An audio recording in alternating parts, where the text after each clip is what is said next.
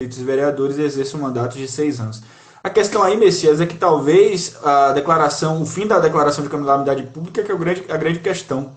Porque veja, e se o fim da declaração, ó, Jaime não pode participar, a gente vai migrar para lá mesmo, viu, gente?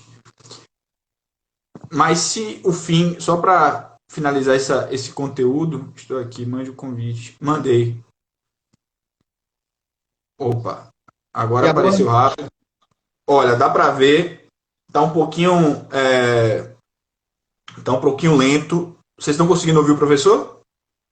estão me ouvindo aí? Tranquilo? Eu estou ouvindo tranquilo. Eu acho que a gente Eu conseguiu acho que agora chegar. foi. Vamos Agora lá ver se a foi. gente começa. Professor Jaime, olha só, a gente começou 21h11, a gente perdeu uns 10 minutos. Então a gente vai tentar aí condensar, porque a live cai exatamente no momento que eu inicio. Então comecei 21 horas, então até Vamos lá. 10 horas realmente vai cair. Então vamos tentar acelerar. Professor Jaime, primeiro da felicidade, né, de ter o senhor aqui. O senhor é um dos, mais do que um dos principais nomes do direito eleitoral, a primeira pessoa que, digamos, teorizou do ponto de vista acadêmico e projetou o direito eleitoral baiano para o Brasil. Né? O senhor foi minha principal referência acadêmica para o meu trabalho, para a minha profissão. Para quem não sabe, o professor Jaime foi meu orientador da monografia da graduação. Enfim, excelentes debates, né, professor? Excelentes conversas que nós tivemos no âmbito daquele trabalho. E acabou gerando em mim, no professor, uma proximidade muito bacana, que até hoje a gente conversa, né, professor? Discute sobre os temas da política. Professor, além de auditor do TRE Bahia, doutor em Ciências Sociais e professor de Direito Eleitoral, é um grande conhecedor da política baiana, como não podia deixar de ser, né? Os três títulos que eu coloquei naquele card mostram exatamente que a pessoa gosta de política mesmo. Professor Jaime, já entrando num debate que já estava sendo conversado aqui no chat, qual a sua opinião sobre o adiamento das eleições? Né, para a gente tentar dar uma pressa. Qual a sua opinião sobre o adiamento das eleições? E explique para a gente como se daria esse processo por PEC, resolução do TSE. Nos explique um pouco melhor a respeito disso. E primeiro, boa noite, né? Agradecer mais uma vez. Boa noite a você, Rara Rodrigo, né? Tem essas duas nomenclaturas aí, você é mais conhecido como Rara. Para mim é uma grande alegria estar aqui com você, com os amigos, professor Guilherme Stame também está na live aí, nos dando a alegria da presença, todos aí que estão participando. É uma grande alegria conversar com você. Você é uma pessoa que eu admiro muito, um grande talento. Eu tenho muito orgulho de tudo que você acabou de falar agora aí, de eu ter contribuído de alguma forma para a sua formação. Tenho certeza que você tem um futuro e já tem um presente brilhante também. Então, Obrigado. da minha parte, conte comigo sempre aí nessa sua caminhada, né? E voltando, já que o nosso tempo está um pouco apertado, né? Que você disse aí que a gente pode cair e a conexão não está muito boa. Já indo para a questão que você colocou, bom, o desejo de todos é que a eleição aconteça dia 4 de outubro, mas entre o desejo e a realidade existe uma distância, não é? Ninguém imaginava há 2 meses atrás que estaríamos nesse momento em casa. Eu já estou aí há quase 2 meses trancado, né? Acredito que você também. Quase nem na portaria eu estou indo praticamente, nem no elevador, né? Fazendo, me acostumando a uma nova vida, né? Trabalhando aí pela internet, fazendo live que eu nunca tinha feito, já fiz várias, né? É, Tendo que cuidar das minhas filhas aqui, na parte da educação, fazendo dever de casa com elas, assistindo aula. Então é uma realidade completamente diferente que a gente está vivenciando e a gente não sabe, na verdade, até quando isso vai persistir, porque ainda estamos no pico, se é que já chegamos, né, dessa pandemia. Será que teremos condições em outubro de todo o eleitorado brasileiro, mais de 150 milhões de pessoas, sair às ruas para votar? Mesários terão condições de ficar o dia inteiro expostos a atender 400 eleitores, podendo ficar doentes? Então, são questões reais, não é? Que a gente não pode negar. É aquela história, a data da eleição é uma data prevista constitucionalmente. Desde 1997, quando nós tivemos a emenda constitucional 16, ficou estabelecido que o primeiro domingo de outubro é a data do primeiro turno. e o último domingo é o segundo turno naquelas cidades onde há segundo turno, quando se trata de eleição municipal. E também na Constituição nós temos o artigo 16, que é um artigo muito importante. É o artigo que trata do princípio da anualidade eleitoral. Esse artigo 16 existe para garantir mais do que a estabilidade jurídica, garantir a estabilidade política da democracia, evitando que alterações de última hora, casuísticas, ocorram, desequilibrando as forças do processo, deslegitimando a soberania popular, que o grande objetivo do direito eleitoral qual é? É garantir a legitimidade do sufrágio, ou seja, permitir que o eleitor possa exercer seu voto sem qualquer tipo de pressão, com plena consciência, com total liberdade e autonomia. E também garantir a normalidade, né? Que não haja nenhum tipo de fraude nesse processo. Então é aquela história, a data da eleição também faz parte, o calendário eleitoral como um todo, né?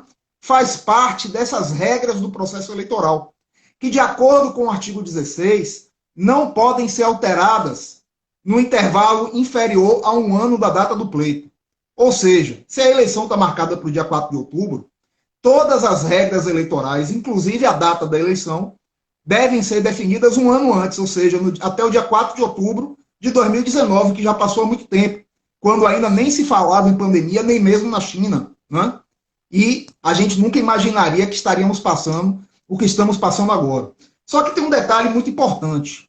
O direito existe para garantir a estabilidade das relações sociais, o direito eleitoral para garantir a legitimidade do sufrágio, garantir a própria democracia, né? Mas o direito ele não pode superar os fatos sociais.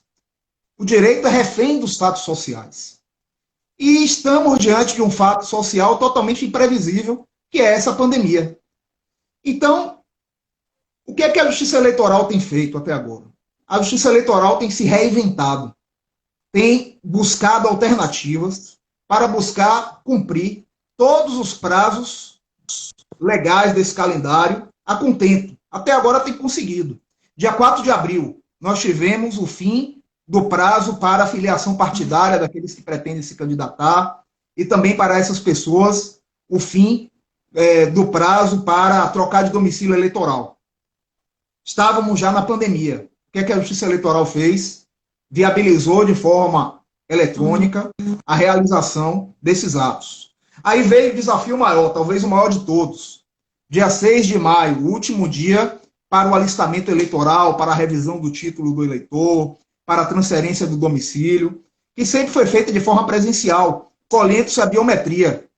Se tornou impossível esse procedimento, os cartórios fechados. Então, o que é que o TSE fez? Dispensou a biometria e foi criado o título NET. Os eleitores puderam realizar essa transferência, esse alistamento, pela internet, uma novidade, né? Demonstrando que a gente pode evoluir muito, inclusive em termos tecnológicos, né? Superamos essa etapa. Outras irão.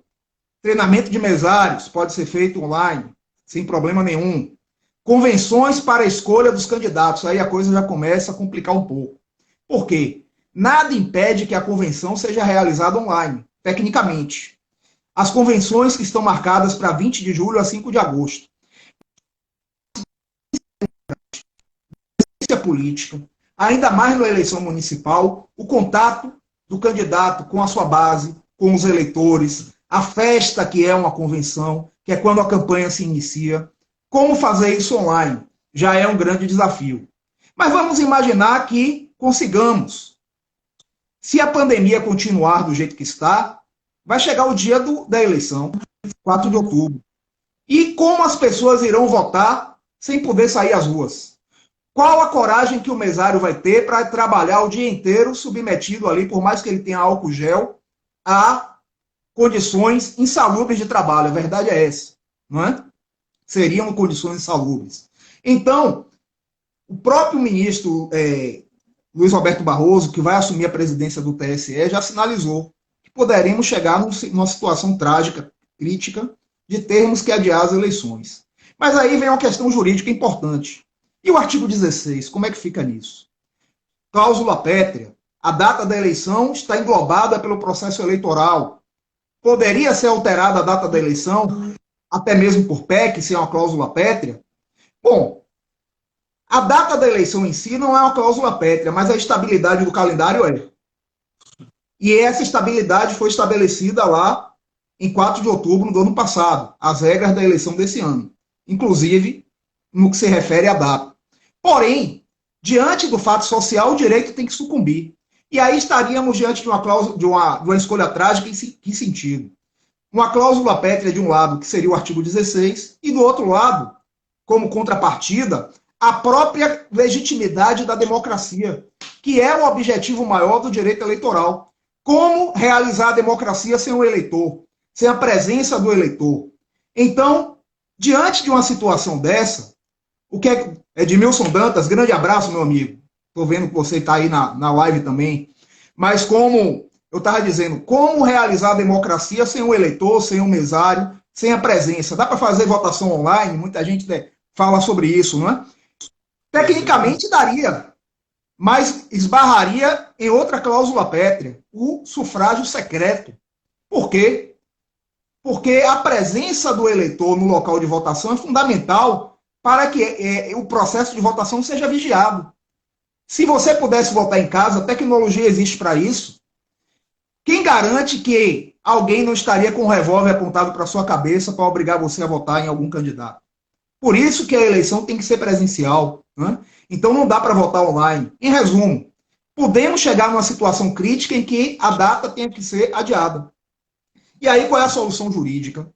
Diante de uma cláusula pétrea, apenas uma outra cláusula pétrea poderá prevalecer. Teremos que fazer uma ponderação de interesses. E dentro dessa ponderação, teremos que sacrificar o mínimo possível os valores em jogo. O que é que isso significa? Muita gente já está querendo pegar o bonde andando para aproveitar e defender uma tese que já foi vencida no Congresso Nacional, mas que é uma tese legítima na democracia. Não sou contra a tese em abstrato, embora seja contra o mérito dela, que é a tese da unificação das eleições. Eu acho que a unificação das eleições seria ruim para a democracia, porque desmobilizaria politicamente a sociedade, mas vamos supor, se for a vontade do Congresso, temos que aceitar. Mas não nesse momento.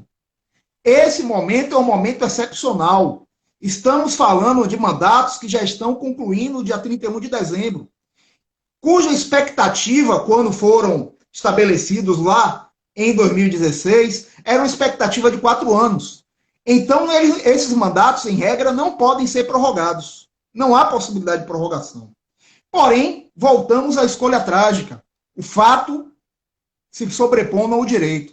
E se não fizermos eleição? Se não pudermos fazer em outubro? Se não pudermos fazer em dezembro, como já foi proposto?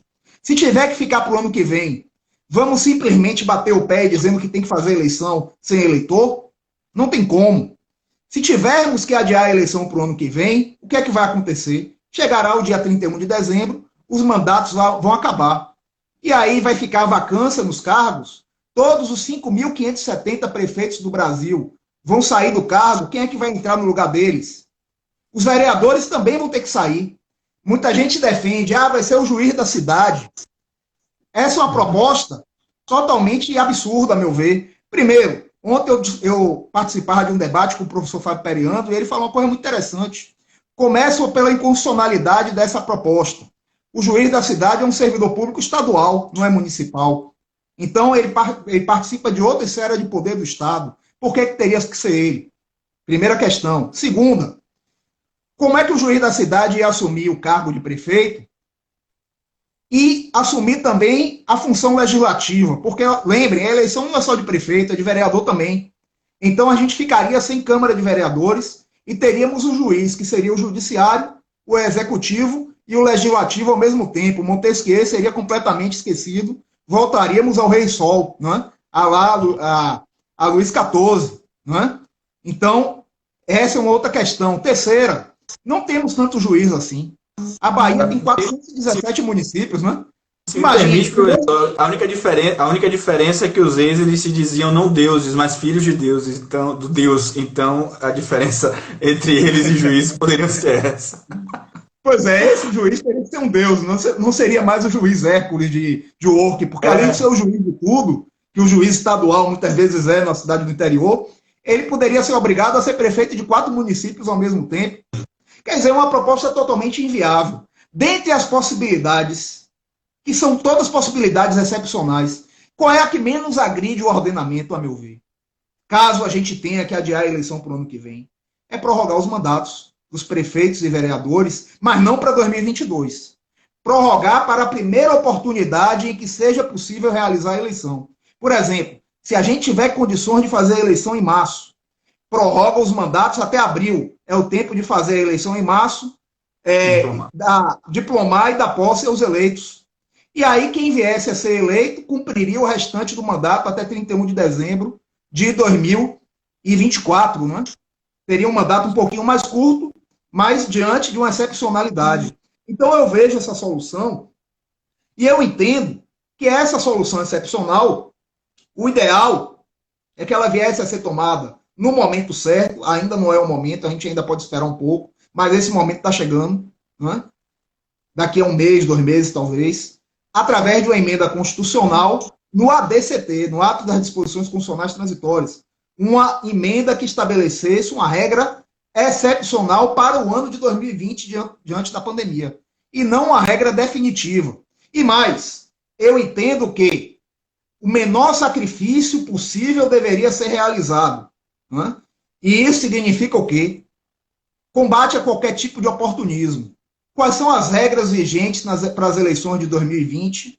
Aquelas que foram estabelecidas no dia 4 de outubro de 2019. Essas regras eu entendo que têm que ser mantidas, mesmo que a eleição seja adiada, né? Não regras novas que possam vir a surgir agora, né? Ou que tenham surgido depois de outubro. Tem que ser aquelas regras estabelecidas no dia 4 de outubro, como se a eleição fosse 4 de outubro de 2020. Então, esse é o caminho que eu imagino numa situação extrema que a gente tem que começar a pensar, e eu tenho certeza que já está sendo objeto de debate. Eu vi uma entrevista, na verdade foi feita essa semana, na semana passada, de Luiz Roberto Barroso, falando que a decisão precisaria ser em junho, inevitavelmente. Só que me parece, né? Eu acho que as pessoas, pelo menos as pessoas que debatem o adiamento, debatem muito em torno do adiamento até dezembro, né? Que seria uma data um pouco mais distante. Eu acho, na minha avaliação, professor, que as eleições já estão prejudicadas, o processo eleitoral já vai ser prejudicado.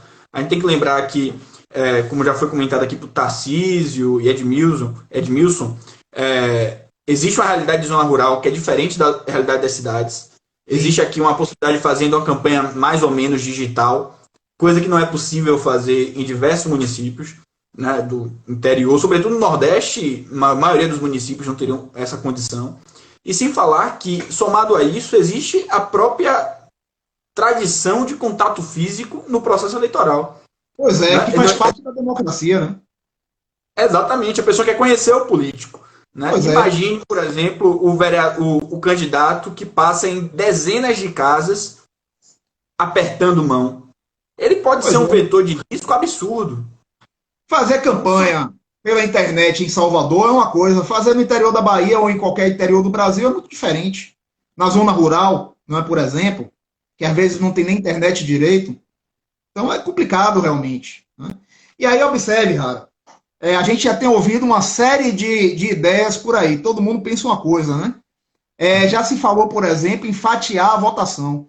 Só que essa ideia, fazer 2 finais de semana, essa é uma ideia completamente inviável. Tecnicamente inviável. Por que eu digo isso?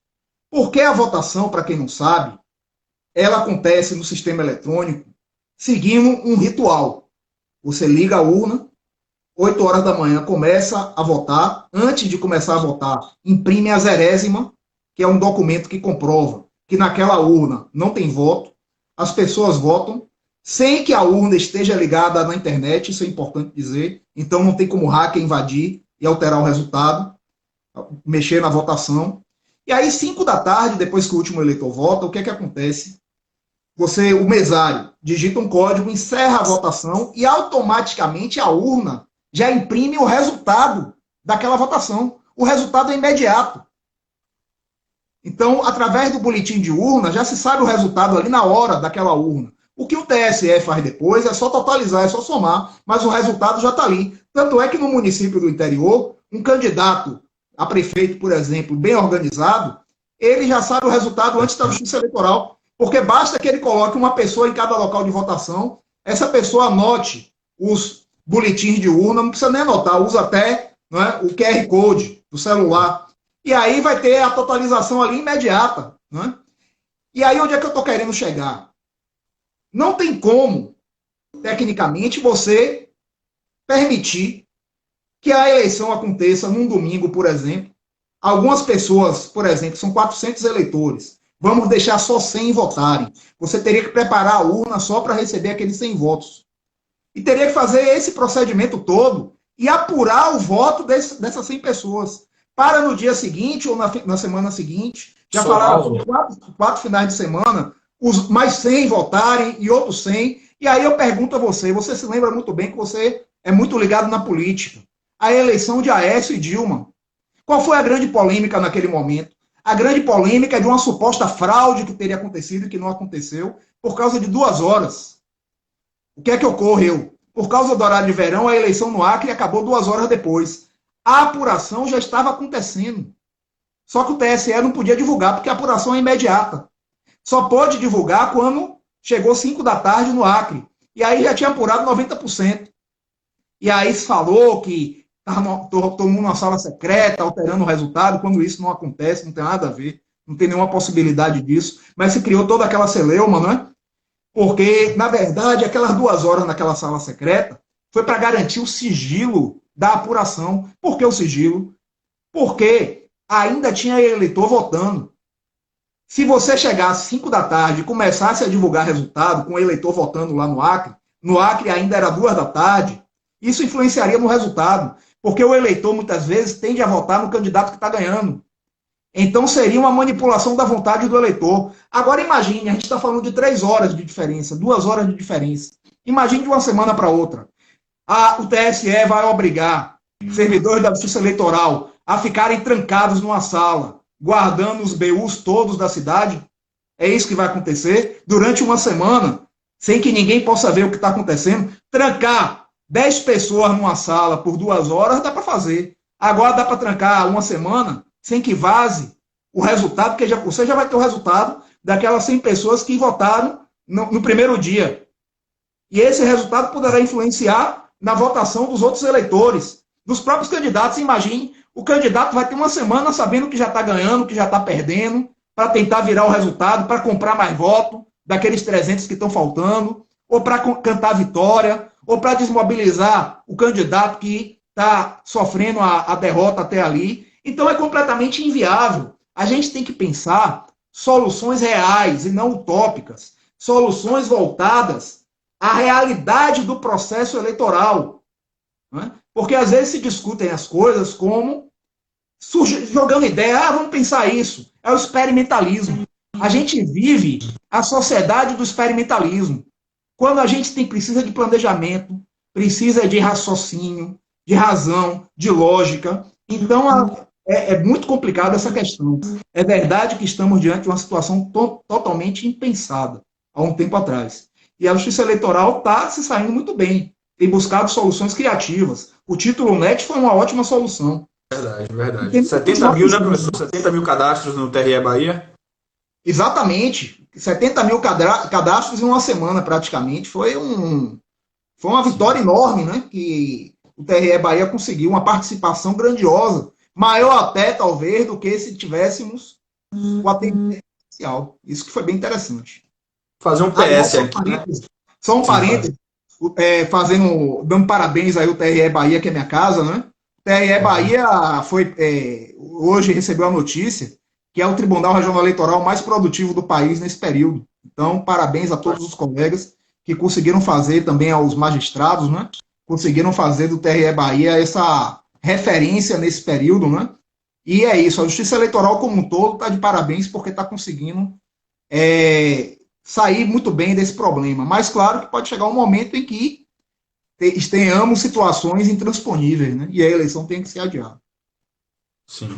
Fazendo aqui só mais um parêntese, professor, interessante que seria possível fazer, que essa pandemia está gerando na gente, né, várias propostas de soluções de ideias que, enfim, estavam aí, sempre estiveram aí, e que por algum tipo de birra ou ideológica, ou por falta de criatividade mesmo de parte dos gestores públicos, a gente não tinha acesso, a gente não tinha condições, por exemplo, de imaginar que em tão pouco tempo se conseguiria regular a telemedicina no Brasil.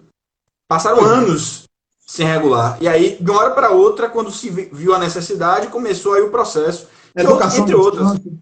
Né? Educação à distância, né? Tanta coisa está acontecendo aí. Pelo menos eu acho que esse é o ponto de vista talvez mais positivo em relação à pandemia. Eu acho que os avanços que estão acontecendo no mercado de trabalho, né? Obviamente tem uma parte do mercado de trabalho que está sofrendo completamente, mas a parte que, por exemplo, verifica a possibilidade de se adequar ao teletrabalho, ao home office, a novas práticas de revezamento. Eu estou ouvindo muitos donos de escritórios falando que vão começar a estabelecer pelo menos um dia de home office em seus escritórios, porque de fato o dia administrativo pode ser em home office, né? Pois é, se faz ali uma pauta. Os órgãos públicos, né? Às vezes o servidor pode render mais em casa, claro que tem questões aí que tem que ser debatidas, né?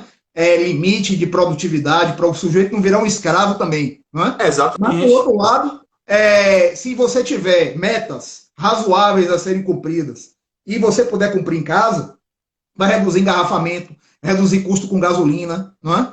Tem uma produtividade maior. Tem gente que rende melhor, por exemplo, de madrugada e prefere dormir de tarde depois do almoço. E às vezes tem que cumprir aquele horário fechado, não é? De 13 horas até 19 horas, por exemplo. Tem que estar naquele horário certo. E a produtividade pode ser muito maior trabalhando de madrugada. Então, eu sempre pensei, se o indivíduo entrega o trabalho, isso é o mais importante. Eu também tenho essa visão. Eu pensei dessa forma. Não, e óbvio, tem uma parte do trabalho que é criativa, que às vezes é colaborativa com outras pessoas, precisa ter uma participação. Mas tem outras que não faz o menor sentido. É só você dar realmente uma meta de trabalho, estabelecer essa meta de trabalho e liberar um dia, 2 dias por semana. E eu acho que é algo, professor Jaime, que veio para ficar, porque ninguém acredite que um dia após o fim da declaração de calamidade pública, estaremos todos nas ruas. Podemos até estar, parte de nós pode até estar. Morrendo de medo. Não, morrendo de medo e necessariamente tendo que sofrendo e se expondo a um risco real de vida. Né? Exatamente. Se o vírus realmente ele tem esse potencial, é um vírus real de vida. E até quando finalizar a pandemia, a gente vai ter que tomar outras precauções. Né? Esse vírus é muito perigoso, as pessoas estão subestimando. Mas é aquela história, morre mais gente, tem doenças que são mais mortais. Sim, são mais mortais, mas não se espalham da forma como essa doença está se espalhando. Né? Então, claro, tem doença. Por exemplo, eu sempre faço um paralelo. Raiva animal. Qual é a mortalidade da raiva animal? 100%.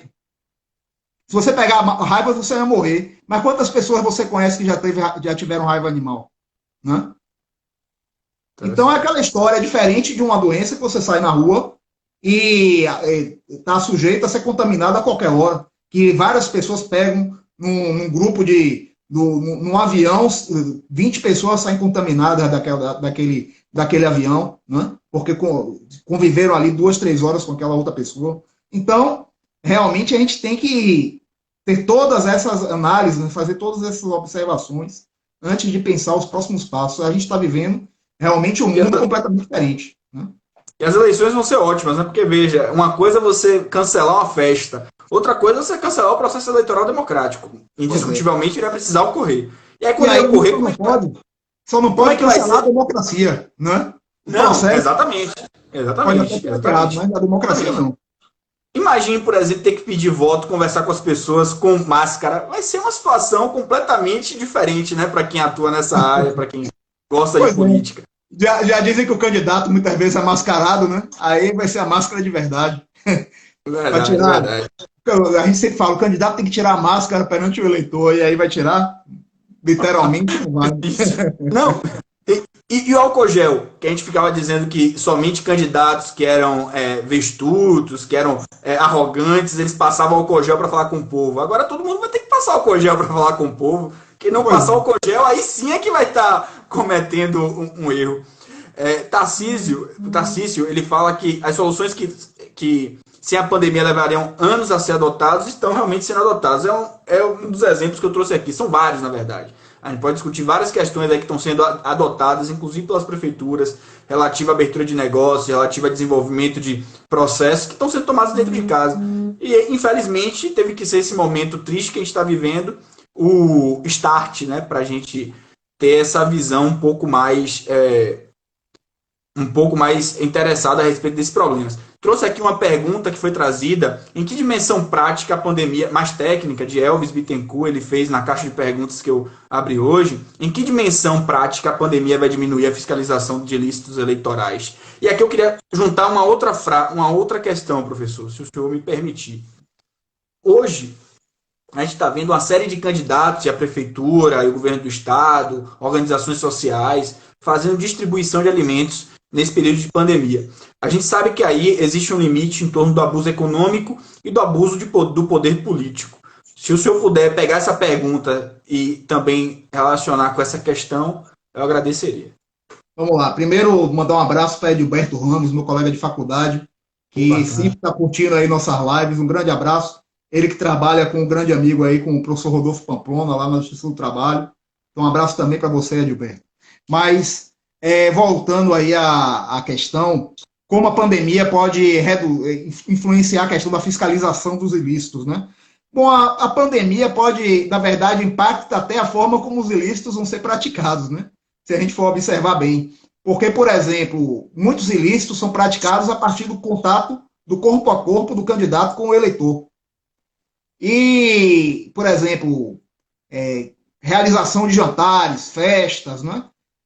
E muitas vezes o que a Justiça Eleitoral faz? Quando há um evento político, a Justiça Eleitoral tem legitimidade para designar, por exemplo, um servidor para acompanhar um evento de campanha. Então, talvez esses eventos não aconteçam.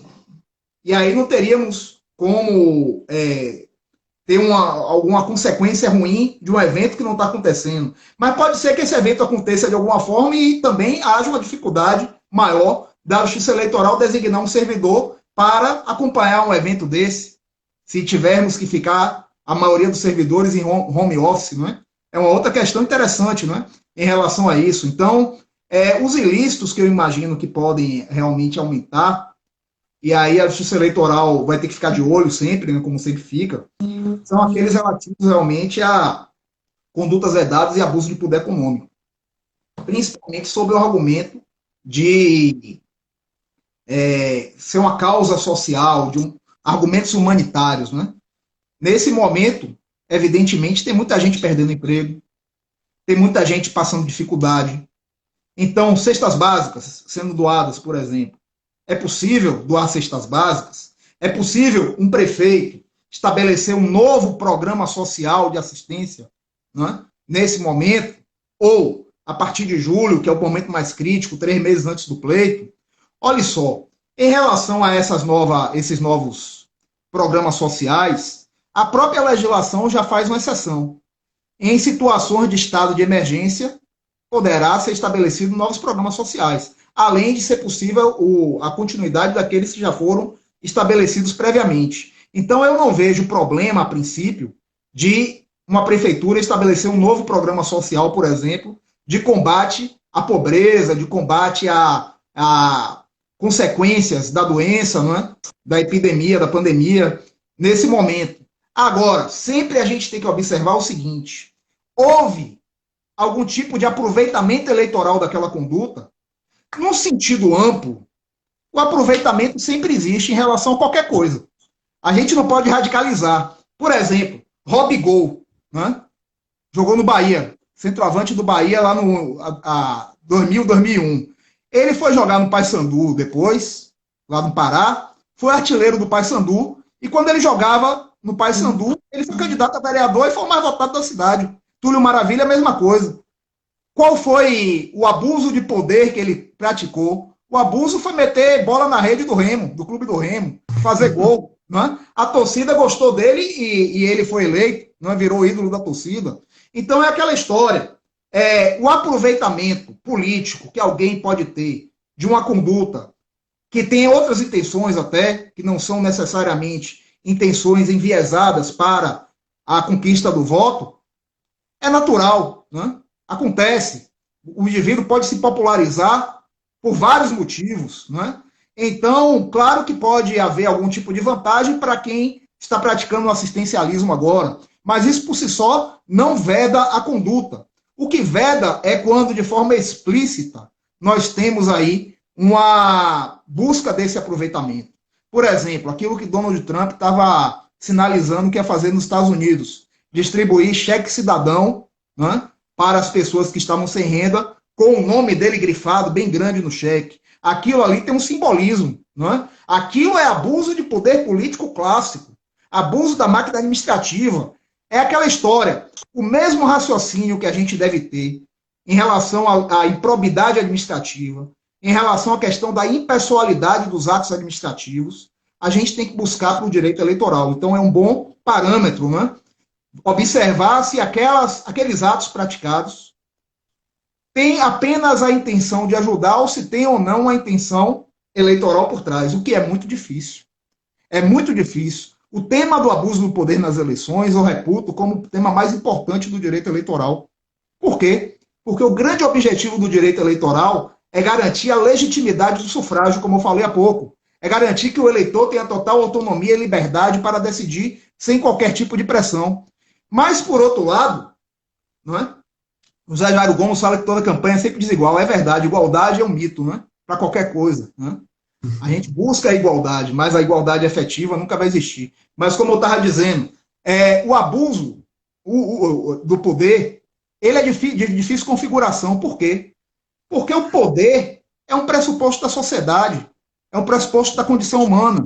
Nós exercemos o poder, somos diferentes, não é como foi bem colocado, agimos com as mais diversas intenções, somos interpretados para além das nossas intenções. E aí o que é que acontece? Um indivíduo que pratica uma conduta e essa conduta é capaz efetivamente de retirar completamente a autonomia do outro, de decidir de forma livre, esse indivíduo está praticando um abuso de poder. Se tiver finalidade eleitoral, um abuso de poder nas eleições. Então, na verdade, a ideia de abuso de poder político é muito ampla. Ela vai muito além da ideia do abuso de autoridade no âmbito administrativo. Pode englobar, por exemplo, o abuso do poder religioso, o abuso do poder do empregador sobre o empregado, o abuso do poder do professor sobre o aluno em certa dimensão, né? Poderá, teoricamente. Qualquer relação humana, não é uma relação política, já dizia Michel Foucault. O poder ninguém detém. O poder está nas relações, não é? O poder está sempre sendo objeto de disputa. E quando alguém consegue impor completamente sua vontade ao outro, retirando desse outro totalmente a sua autonomia, existe um abuso de poder. Então, uma coisa é o uso. O uso é algo trivial, normal. O abuso que é o problema. Mas o que é um ato abusivo? Só no caso concreto para a gente descobrir. Esse é o grande desafio, né, do direito eleitoral. Descobrir se determinada conduta é ou não uma conduta abusiva. E mesmo buscando a jurisprudência, cada caso é um caso. Então você pode estar diante de um caso que não seja um abuso. Por exemplo, o abuso de poder religioso. Né? A gente pensa o seguinte, tudo depende da relação emissor-receptor da mensagem. Se você chega para um ateu e fala que se ele não votar em fulano de tal, ele vai para o inferno, o ateu vai dar risada. Agora, se você chega para um fiel que acredita de forma incisiva naquelas palavras e perde completamente a possibilidade de tomar uma decisão que não seja aquela, porque está com medo de ir para o inferno, o abuso está configurado. Então, a gente tem que observar todas as situações fáticas, quem é o emissor da mensagem, quem é o receptor, as condições em que o abuso aconteceu, e todo esse raciocínio vale para essa questão das condutas vedadas, para a distribuição de cesta básica, para programas sociais que possam ser realizados agora com o argumento da pandemia. Excelente didatismo. Não à toa, Edilberto, aqui seu amigo, ele falou que, assim como eu, porque anos atrás eu sempre tive envolvimento com a política, expliquei isso no início rapidamente, mas sempre tive envolvimento com a política, mas com o direito eleitoral, a primeira vez foi com o professor Jaime. E realmente acabei me tornando advogado eleitoralista, meu ramo de atuação principal, e Edilberto falou aqui, o que vai acabar se enveredando pelo estudo de direito eleitoral depois de ficar vendo essas lives do professor. Quem quiser aprender, Um abraço aí para Gilberto. Quem quiser fazer perguntas, faça, quem já está na reta final. Eu queria, professor, trazer um assunto mais político, né? Eu sei que não é exatamente do seu ramo de atuação, mas o senhor gosta muito desse tema. Como é que o senhor analisa esse processo atual que a gente está vivendo dentro do município de Salvador, dentro do governo do estado? Quem é que o senhor avalia atualmente como os vencedores e os perdedores desse processo no campo político? A gente sabe que Dilma, ela conseguiu sintetizar muito bem a nossa situação atual, né? Quem acha que vai perder mesmo, quem acha que vai ganhar, vai perder também, e todo mundo vai perder mesmo. Exatamente, aquela frase brilhante. Tudo a ver. Exatamente, Todo tem mundo tudo a vai ver. perder. No campo político, a gente sabe que alguns gestores estão saindo melhor do que outros gestores. Como é que o senhor analisa esse quadro aí? Como é que o senhor analisa a postura de ACM, de Rui, de Bolsonaro? Quem é que sai vencedor, ou melhor, quem é que sai com menos furos no casco desse processo de pandemia e quem é que sai com mais dificuldade? Como é que o senhor avalia? Pois é, rapaz. Olha só, uma análise dessa, só o tempo efetivamente vai dar uma resposta. Por quê? Hoje, se a gente for analisar o momento atual, tudo indica que Bolsonaro está perdendo nessa e que Dória, ACM Neto, Rui Costa estão ganhando. Porque a maioria da opinião pública está favorável ao isolamento, está favorável à quarentena, não é essas medidas mais restritivas. Por outro lado, existe um capital eleitoral de Bolsonaro que ele ainda preserva, né, um segmento de eleitores que ainda está com ele ainda mantém uma popularidade relativamente alta, mesmo diante de tanta oposição que ele está sofrendo, né? Não sem razão, aí é uma questão aí de, claro, de opinião de cada um, né? Mas as atitudes dele são atitudes, no mínimo, polêmicas, né? E que despertam realmente repulsa de muita gente e apoio de algumas. Aparentemente, nesse momento, ele está perdendo, mas esse jogo pode mudar. A gente sabe que virá uma crise econômica. Aliás, já veio. A crise econômica está aí, não é? E, claro, o aproveitamento político dessa crise poderá acontecer principalmente por parte daqueles que venham a defender uma postura contrária àquela que está sendo realizada agora. Sim. Se você pratica uma atitude, que pode ser até a mais correta, não é?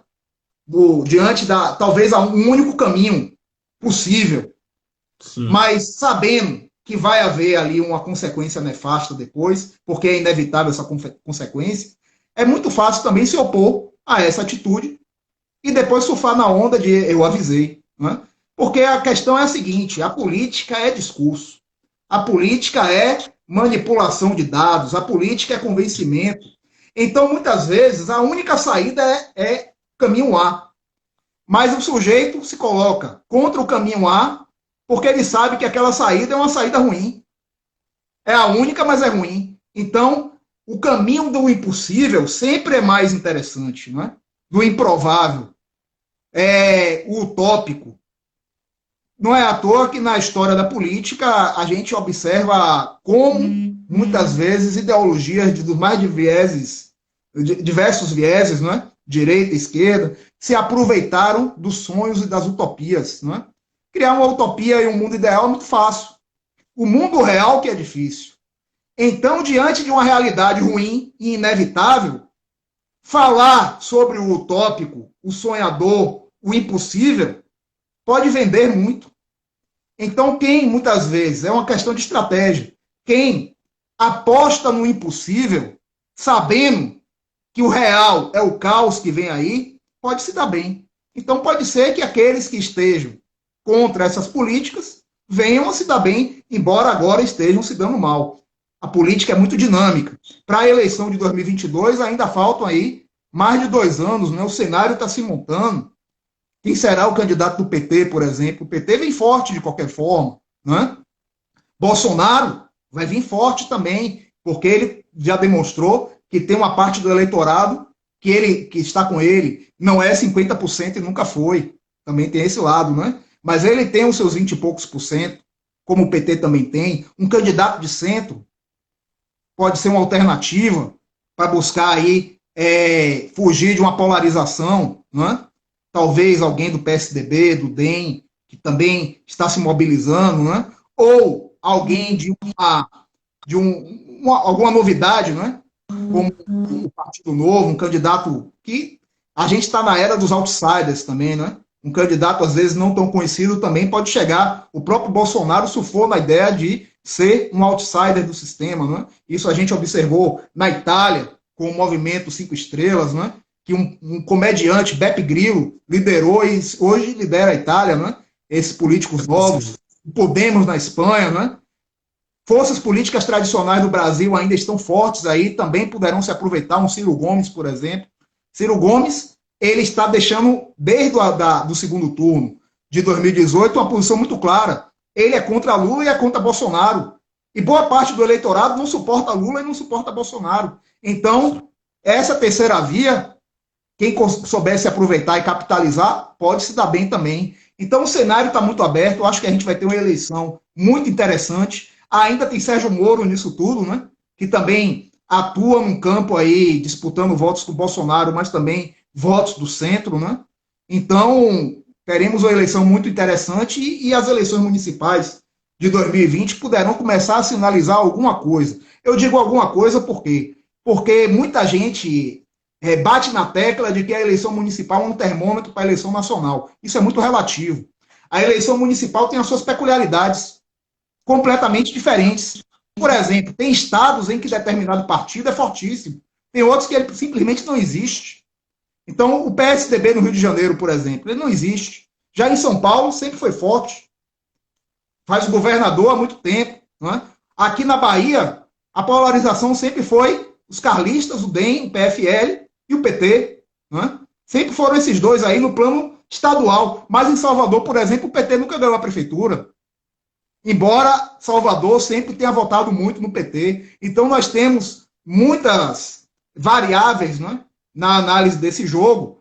E na eleição municipal, o que prevalece é o assunto local. Então, por exemplo, em 2016, o PT foi o 10º colocado nas eleições municipais. Todo mundo estava dizendo que o PT estava acabado. 2 anos depois, o PT quase ganhou a eleição presidencial. Foi para o segundo turno. Verdade. Quando se achava que o PT estava morto. O próprio DEM, que já foi sepultado, né, por alguns, hoje está com a presidência da Câmara, a presidência do Senado e talvez viabilizando aí uma candidatura presidencial forte, até quem sabe, com o próprio prefeito de Salvador, com a Semineto, né? Passa a ser uma figura também nesse jogo importante, não é? Rui Costa também começa a aparecer nacionalmente como uma liderança maior, que o PT sempre foi um partido também muito centrado em São Paulo. Né? Embora Lula seja nordestino, é um político paulista, não é um político pernambucano. Ele nasceu em Pernambuco. O PT de José Disseu, o PT de Lula, né? O PT de Haddad. Nasceu no ABC paulista. Poderia passar a ser o PT de Rui Costa, numa aliança com Flávio Dino, por exemplo, do PCdoB. Então, alternativas poderão começar a surgir porque o cenário está aberto. E o eleitorado mostrou em 2018 o seguinte: gostem ou não gostem de Bolsonaro, o povo queria alguma coisa diferente. Né? E é uma tendência não só do Brasil, é do mundo inteiro. A gente tem observado, Trump é um cara diferente. Trump não é um republicano clássico nos Estados Unidos, né? Ele chocou os próprios republicanos. John McCain, por exemplo, que é um republicano tradicional, foi candidato a presidente da República, ele se opôs a Trump nas eleições em que Trump foi eleito, né? Não queria Trump candidato. Trump foi um outsider, como é lá na Hungria, o presidente de lá, como na Itália, né? Oi? O Orbán, né? Exatamente. Então, a gente observa, e a gente tem hoje um fator a mais que é muito interessante também, que é a internet, né? A forma de fazer campanha eleitoral. Tem um livro que eu indico, que é Os Engenheiros do Caos, um livro excelente, que fala justamente sobre a manipulação dos algoritmos. Eu fiz até uma resenha desse livro, quem quiser acompanhar, num perfil no Instagram chamado Bibliolados. É um perfil que minha esposa tem de literatura e de vez em quando eu dou umas pinceladas lá, faço umas resenhas de livros de política e de direito eleitoral, né? E esse livro é muito interessante, mostrando como a manipulação da informação é realizada hoje através da internet. Você compra alguma coisa na internet, seus dados estão ali sendo apurados, analisados, você começa a receber informações direcionadas, e aí as fake news começam a dominar, e aí o TSE diz que vai acabar com as fake news, não tem como acabar, pode interferir para tentar reduzir, principalmente difundindo educação, né? Difundindo informação, mas sempre terão aqueles que não serão informados, até por um detalhe, antes de passar a palavra para você, que eu já falei demais. Tem um autor chamado Anthony Dawes, Teoria Econômica da Democracia, que ele diz o seguinte: a democracia é um grande mercado e a informação tem um custo. O eleitor está interessado em pagar esse preço, o preço da informação é muito alto. Nós temos uma vida muito complexa. Max Weber já falava do desencantamento do mundo, um mundo cada vez mais especializado. Para você se informar, para você chegar, por exemplo, e buscar apurar se uma notícia é verdadeira ou falsa, isso custa tempo. Não é? A grande maioria do eleitorado, não se preocupa com isso. E aí, claro, quem faz fake news deita e rola, né? E isso termina interferindo no resultado. Professor, muito obrigado. Não sei nem se vai dar para terminar essa frase, porque a gente já está no limite mesmo, faltam poucos segundos.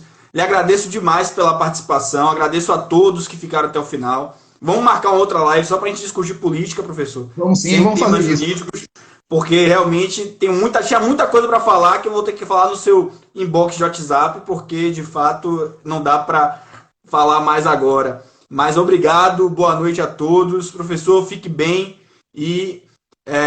enfim, vamos continuar aí conversando sobre os principais temas aqui de direito eleitoral e da política brasileira.